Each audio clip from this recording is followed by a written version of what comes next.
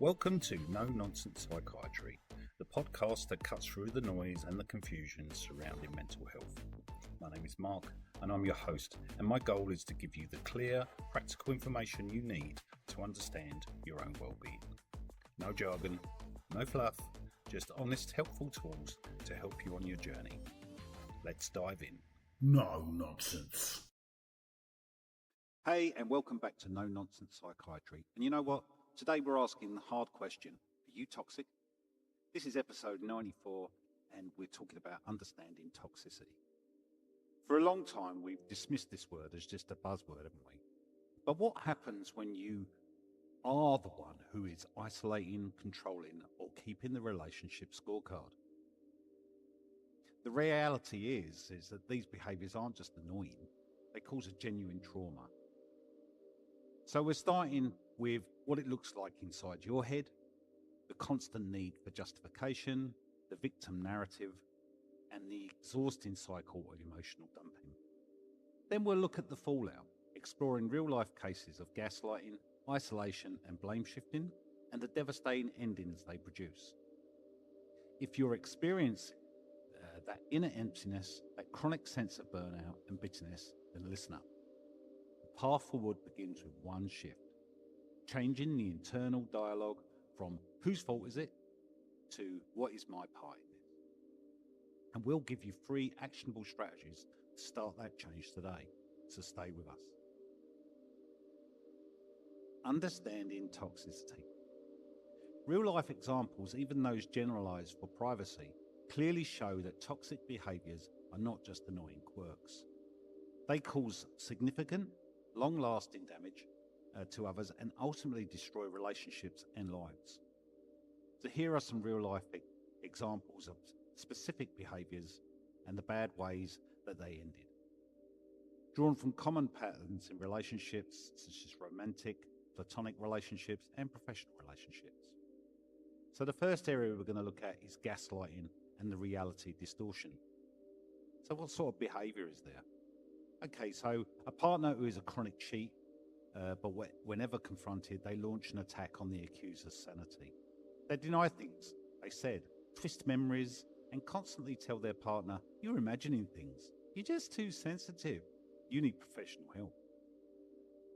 The toxic person's internal view is that if I can make them doubt their memory, I don't have to face the consequences of my actions.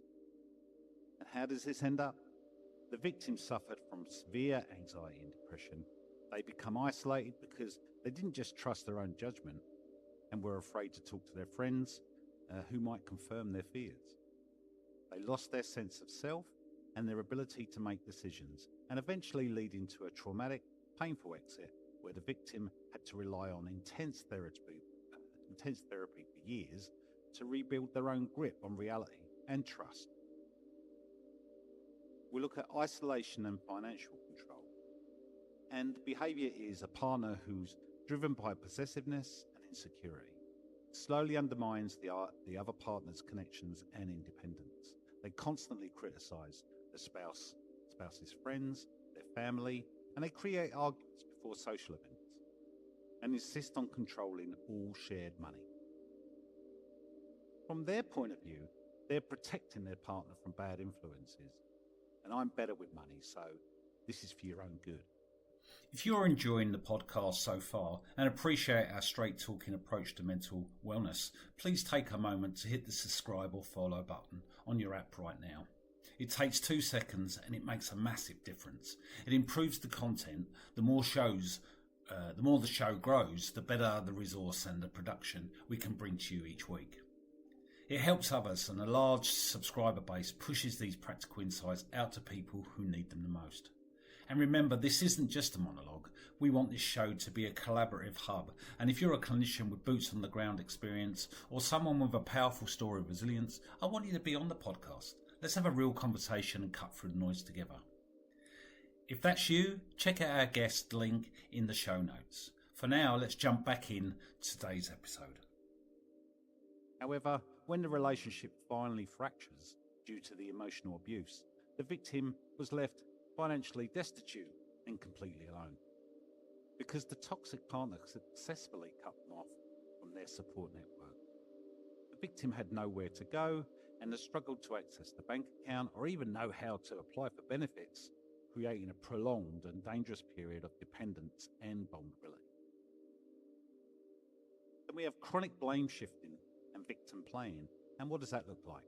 A manager at work constantly dismisses deadlines, but every failure is blamed on the subordinate. The manager creates these dramatic emotional stories about how the subordinates are incompetent or they've just got the insubordination, and it forced them into this situation.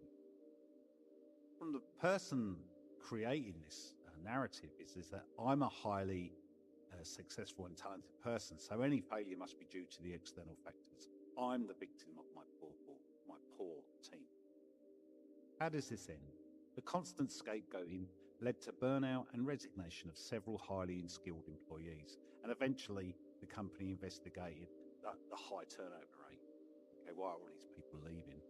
And the manager, having destroyed the morale and the capability of their department, ends up getting demoted and eventually gets fired. Not for the original failures, but the proven pattern of dishonesty and destruction of the team's working environment. Their reputation in the industry ends up being ruined.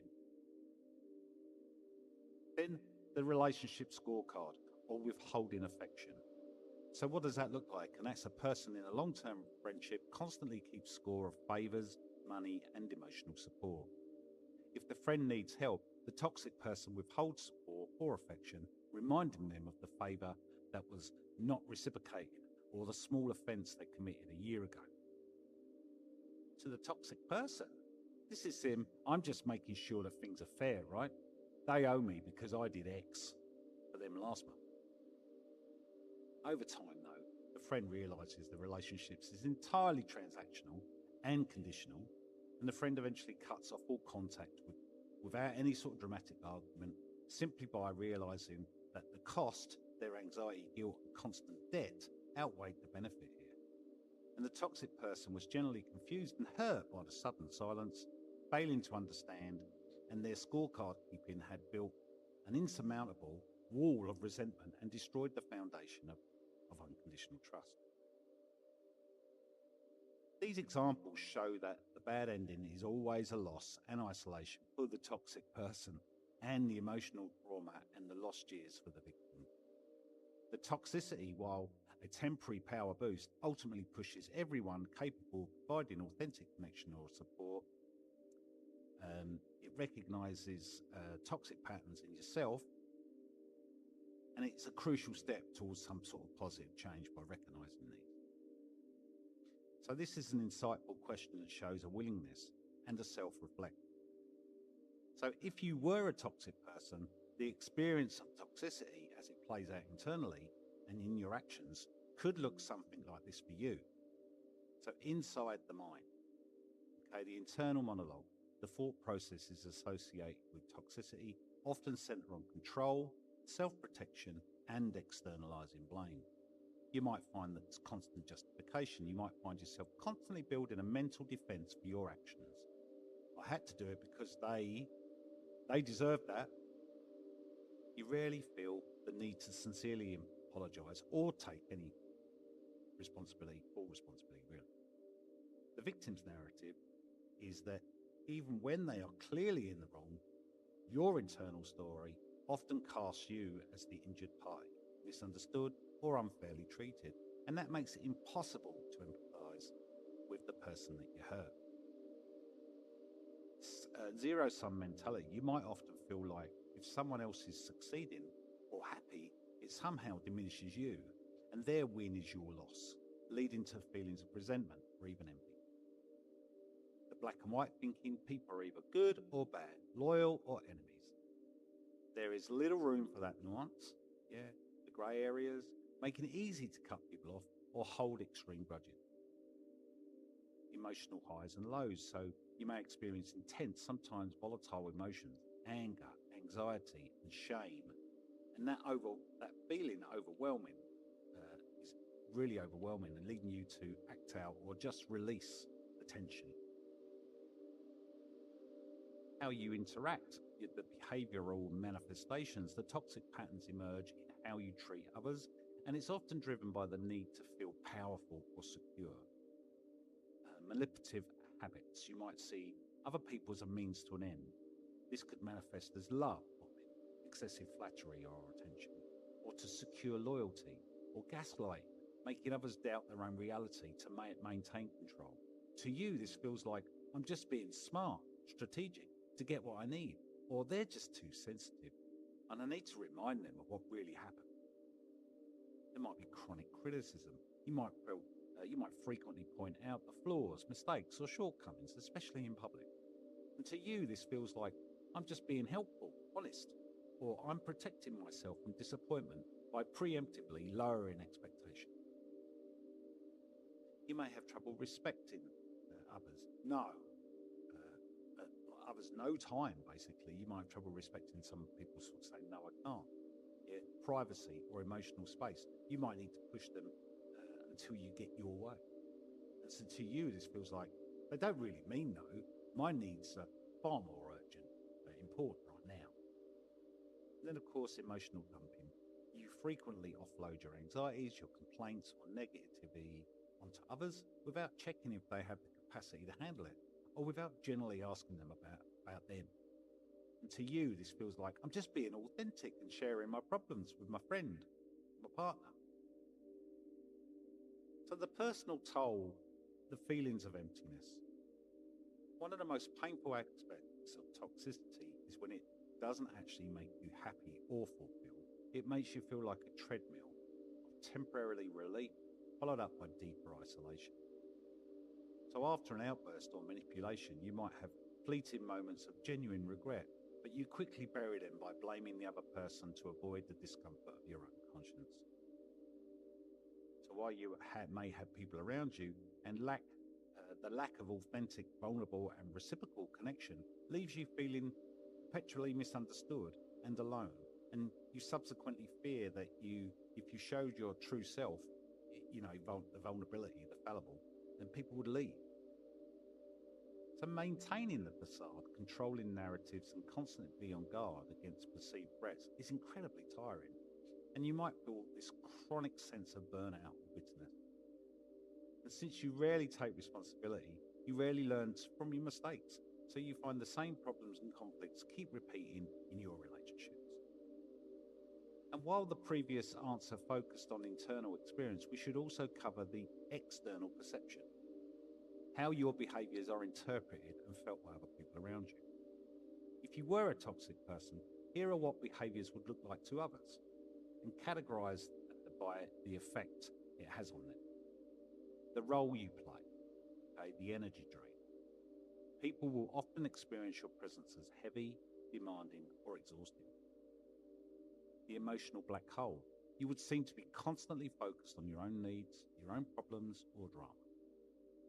And others feel that every interaction with you requires them to give energy, but they don't get any energy back. And they often leave a conversation with you feeling drained, tired, or burdened. So volatile presence, people around you would feel like they have to walk on eggshells all the time, and they never know which version of you they're going to get. Charming, the angry, the defensive, or the critical. Doesn't sound very nice. And this unpredictability creates constant anxiety and stress for them. You seem to subtly redirect every conversation back to yourself. If they share good news, you minimize it or try to top it. If they share bad news, you make it about a similar or worse experience that you've had. And they feel unseen and unheard. And you tend to create crisis or amplify small issues to others. And it looks like you thrive on the conflict or are always in a state of chaos, which pulls them unwillingly into your orbit. How you treat them, the controller, you communicate that your communication would be perceived as manipulative, critical, or dominating. They might see you as the constant critic. You frequently use sarcasm, passive-aggressive comments, and direct insults, and you disguise it as jokes or as tough love. And people would feel that they're never really good enough around you, and their self-esteem suffers in your presence. When we talk about boundaries, you ignore the polite limits, interrupt them often, or demand their time and attention regardless of their stated availability. They feel disrespected and powerless to assert their own needs. The gaslighting, the reality distorted, is when there is conflict. You just deny things clearly and said, twist their words or make them feel like their feelings are all wrong or they're crazy. You're overreacting. That never happened. And this makes them feel confused and doubt their own memory and sanity. And of course, the keeper of the scorecard. You constantly bring up past favours or mistakes to justify your current demands or anger. And they feel that their history with you is a weapon that you use to control them. The long-term effect, the relationship killer. So over time, this perception leads to concrete changes in how people interact with you. They become distant, reserved, so people keep their conversations with you specific and short. They stop sharing valuable information, any personal goals, or important life events, and they expect a negative or judgment reaction. Yeah. The fear of or avoidance, your friends or colleagues will start cancelling plans at the last minute, delaying returning your calls and texts, or avoiding places where they know you're going to be, and they actively create this emotional and physical distance. Exhausted attempts to help. So your closest relationship might involve one partner, friend, constantly trying to fix your problems, only to be met with defensiveness or resistance. And they feel a sense of futility because you never seem to be able to take their advice or truly change. And then there's a reputational damage. Behind your back, people will start sharing stories about your difficult behavior as a form of communal coping. And they would be warning others about you and how to handle you, which eventually leads to you being excluded altogether. So the key takeaway is that to others, a toxic person is someone who is constantly making them feel worse about themselves or drains their emotional resources without offering any genuine reciprocal support. So if you're seeing any of these external signs, it's a powerful indicator that changes are needed in your approach to relationships. So what is the path forward? The fact that you're asking this question, or I'm asking you this question, it means that I, and hopefully you, have the capacity for self-awareness, a trait that is the opposite of unconscious toxicity. And the shift begins when changing the internal dialogue from whose fault is this to what's my part in this, and accepting the discomfort of taking full responsibility. That is the most important step. Moving from self-awareness to actionable strategies. Stopping toxic behaviors involves consciously replacing old destructive habits with new healthy ones. So here are 3 core strategies, each focusing on a different area of change: mindset, communication, and reaction. So shift the blame to responsibility. The core mindset change is this: toxic behavior is often rooted in externalizing, blaming others for your feelings, misfortunes, or conflict. And this strategy is about developing radical responsibility and the internal locus of control. So you practice the 100% rule.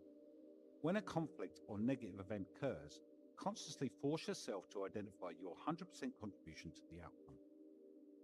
Even if you only contributed 5 to the problem, you focus entirely on that 5% at that moment. The toxic thought: I only yelled because they made me feel angry by being late, externalizing. The new thought: I am entirely responsible for my reaction. I chose to yell instead of using a I statement to express my frustration calmly. The timing was frustrating, but my outburst was my choice. So the action should be practice a sincere, no excuse apology. A non-toxic apology is: I'm sorry that the specific behavior. That was my fault and it was unfair and hurtful to you. Next time I will be specific, planned, and better behave, basically. The next strategy is practice active listening and validation. The core communication change. So toxic communication seeks to control the narrative, interrupt or win. Healthy communication seeks to understand and affirm the other person's reality.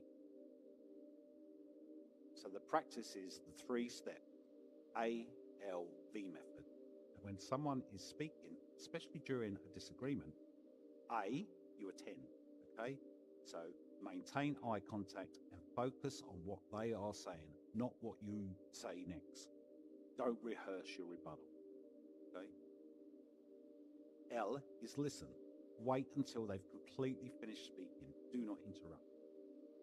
And B, validate. Acknowledge their perspective before sharing yours. You don't have to agree with their conclusion, but you must acknowledge their feeling. The toxic response for this is, that's ridiculous. You have no right to be angry about that. That's no validation at all. The new response should be, I hear that you are deeply frustrated by how I handled that situation, and I understand why you see it that way. Okay? I want to talk about that, but first, here's my perspective. Validation. Both things you validate there. Okay? The next strategy is emotional lag time. So the core reaction changes. Toxic behaviors often happen when you react instantly out of intense emotion, anger, that defenselessness, fear, and this strategy is about creating a space between the trigger and your response. So the practice, the pause and name. When you feel strong, immediate urge to lash out at somebody, criticize, or defend yourself, take one conscious deep breath. This is your lag time. Okay, so pause. Take one conscious deep breath. This is your lag time. Name. Internally identify the emotion you are feeling. I am feeling defensive. I am feeling angry. I am feeling scared of being rejected. Naming the emotion takes all of its power away. Choose. Ask yourself, what is the most helpful thing I can say right now? The answer will almost never be a toxic reaction that pops into your head first. The action could be, if you cannot choose the right response, use a physical boundary. I need 5 minutes to think about this so I can respond clearly. Or, let me get back to you on it. This removes you from the immediate trigger, okay?